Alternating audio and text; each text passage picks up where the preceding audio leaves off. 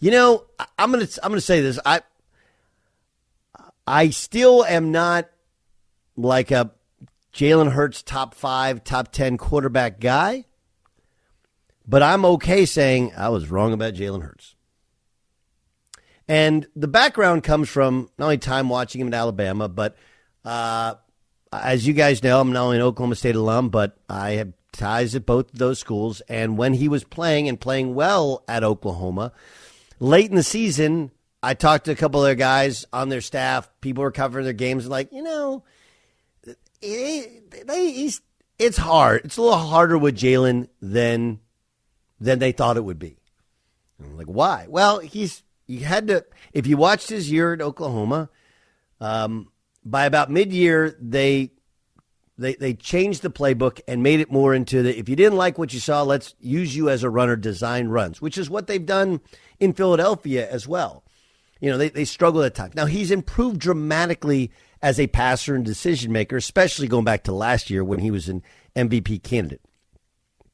But, look, I thought second round was way too high to draft him.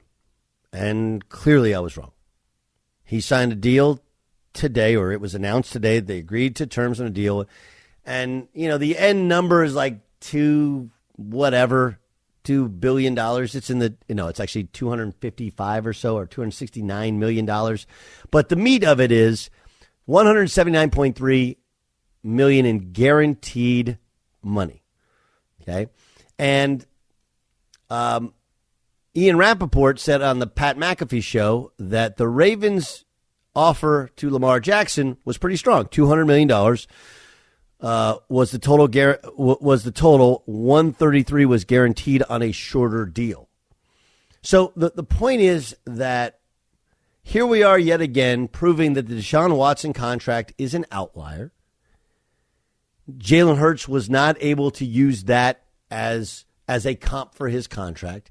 His contract was more in line with the Kylers, with the Mahomeses, with the Rodgerses, with the what we think Burrow will be, what we assume will come out of the LA Chargers. And meanwhile, Lamar, again, in business, times change. You're only worth what the market will bear. Now, look, I would also tell you that I wonder for the Eagles, if there's any part of them that goes, man, we've done this before. We've had a young quarterback before. Granted, he didn't lead us to a Super Bowl because he was hurt, but we've done this before. Are we sure we want to do it? But the thing about Jalen is, again, what I think of him as a passer or a decision maker, or what you think of him as a quarterback, it actually doesn't matter. The most important thing in the NFL is what those guys in the locker room, not even the coaching staff, what those guys in the locker room, will they fight, will they kill for you? And by all accounts, they will. I mean, the perfect example is what happened to Zach Wilson with the Jets, right? They start wearing T-shirts for the backup quarterback. So this is where I'm just going to sit there and go like, he's way better than I thought. And the Eagles, they see him every day. They know how he does. And now they have cost certainty. They got their quarterback for the next 5 years in their back pocket. They're good. Now they just need to build a roster around that, and they got cost certainty as well. Additionally, the Bengals now have a guide for how they want to construct their Joe Burrow contract. And the Chargers have their structure for where this kind of starting point or midpoint of what they want to do with Justin Herbert's contract. And Lamar Jackson, anybody reasonable goes like, look, this is what it is. You can ask for whatever. You can ask for Deshaun Watson money. You don't think Jalen Hurts asked for that? You don't think Joe Burrow's going to ask for that? You don't think, you don't think Justin Herbert's going to ask for that? But where you're going to land is this place. That's called negotiation. And so it's a great day for Jalen Hurts. And for the Eagles organization, like, as a GM told me, like, do I think he's amazing? Like, no, couple of those throws in the Super Bowl were just kind of throw it up and pray. Okay? It wasn't great, but he's clearly good enough. And he's clearly a solid dude. And the players clearly love him. And you kind of got him on the cheap for a couple of years. And now, all right, now you got to pay him. Now you got to figure out your roster moving forward with that as your salary. Like, that's the business. You build your team with a young quarterback not making much, and then you hope that you have a guy you can hold on to. You extend him as long as you can so that you have cost certainty, and you hope you can protect him and then build a roster around that salary structure. That's the business. Anything else you hear, is nonsense. It has nothing to do with anything. That this is the real meat of football, of the structure of how you build great football teams. And Howie Roseman built it once, kind of screwed it up, lost his power in a power struggle with Chip Kelly. And when Chip Kelly had some holes in what he was doing and rubbed some people the wrong way, he reascended, and look at what they've done since. Right? They've won they've been to 2 Super Bowls, won a Super Bowl, and built 2 different Super Bowl caliber rosters. There is some irony in last time they went to the Super Bowl, they had a young quarterback, they gave him a big contract, and then they couldn't wait to get rid of him shortly thereafter. Of course, talk about Carson Wentz. This time they're dealing with Jalen Hurts. The difference, I believe, is in the teammates' buy-in to Jalen Hurts as in opposition to the teammates' buy-in. They didn't hate Carson Wentz, but it wasn't like this. And there were always signs of, like, Carson's kind of a different dude. That's not what you want to hear about your quarterback. It's like Bull Durham? Right? You can be quirky in the minors. In the bigs, you got fungus on your flip-flops, like you're gross. You can be quirky at cornerback, at wide receiver. You can be quirky if you're a lineman and nobody knows. Your quarterback, you got to be the guy that everybody's willing to lay down on train tracks for. That has a value, and Jalen has that value. Solomon Wilcox joins us. He's a longtime NFL analyst and reporter, former defensive back in the National Football League. By the way, he's here on behalf of Anovis. Of course, they got a potentially transformative Alzheimer's disease treatment. I want to get to that upcoming. Solomon, what are your thoughts on the Jalen Hurts deal? Just first for the Eagles, from the Eagles' perspective. I mean, think about the Eagles and where they've gone in such a short period of time, right? They've climbed to the top of their division, really within the top of their conference. They're poised with 2 first-round picks entering this year's draft, so they get to add to what was a championship formula in the NFC conference. But their quarterback is the most improved player over the last year, over and above any other player in the NFL. And he continues to get better, and he's one of the great leaders in our game. And rightfully, they signed him to a 5-year contract, paying him, $51 million a year. Right now, he's the highest paid quarterback on a per annual basis, even more than Aaron Rodgers. So congratulations. It probably won't last long because Justin Herbert's on deck, and so is Joe Burrow.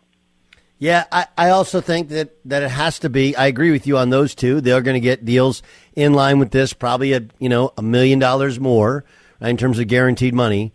What do you think it does for Lamar Jackson and in his situation, not just with the Ravens, but with the league? So, listen, I think if you're Baltimore, you kind of have to I think if you're Lamar, you got to understand that if you want to use this contract, he didn't get the fully guaranteed portion, but yet he's got the per annual number of $51 million a year. And they're very similar quarterbacks, right? They make a living with their legs as much as they do with their arm, and I think it's a really favorable comp.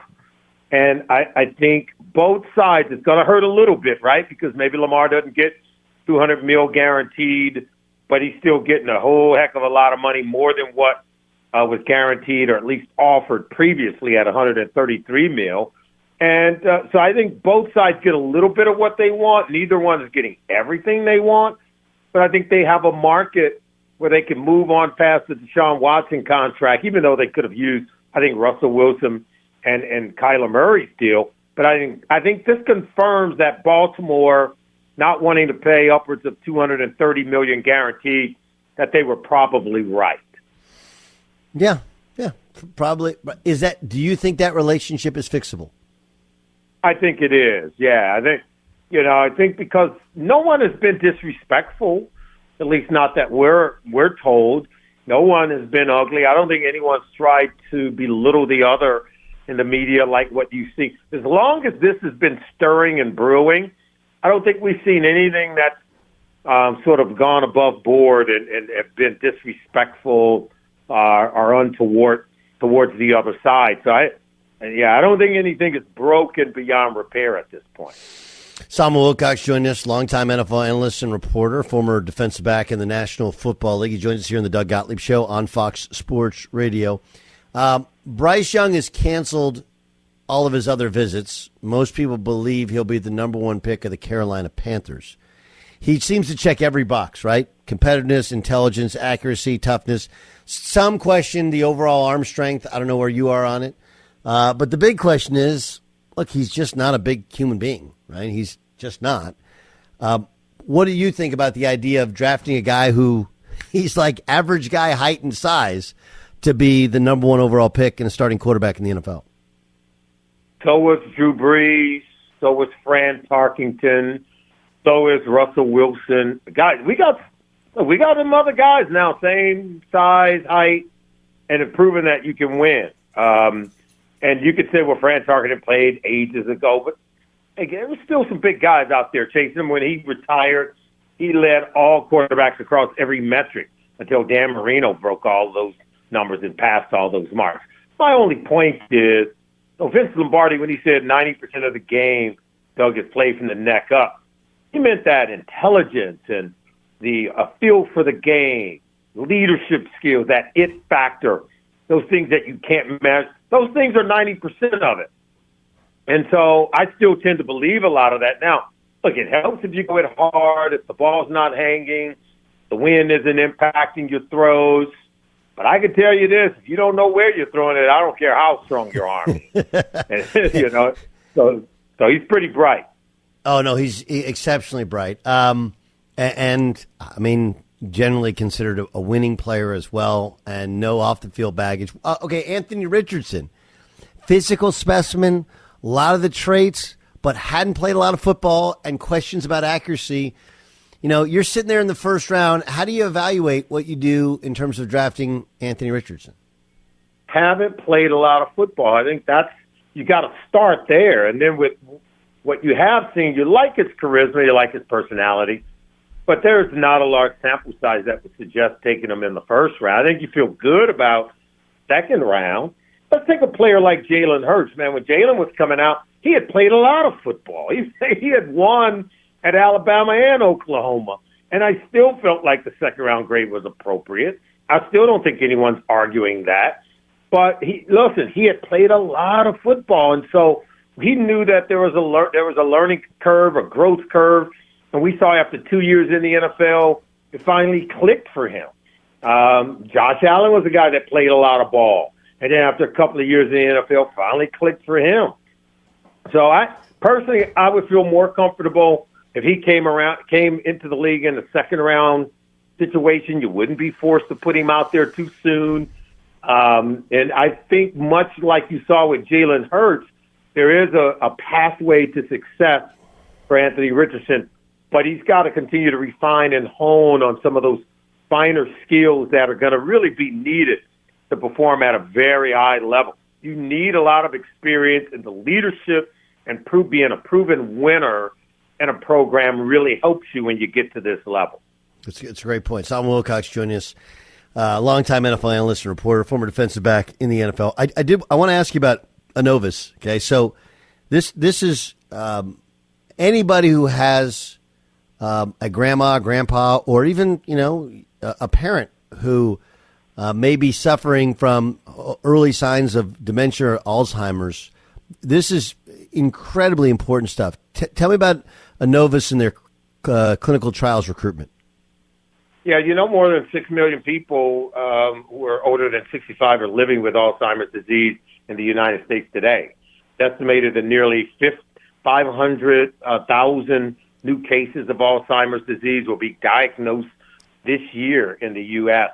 And it's robbing way too many people of the best years of their lives.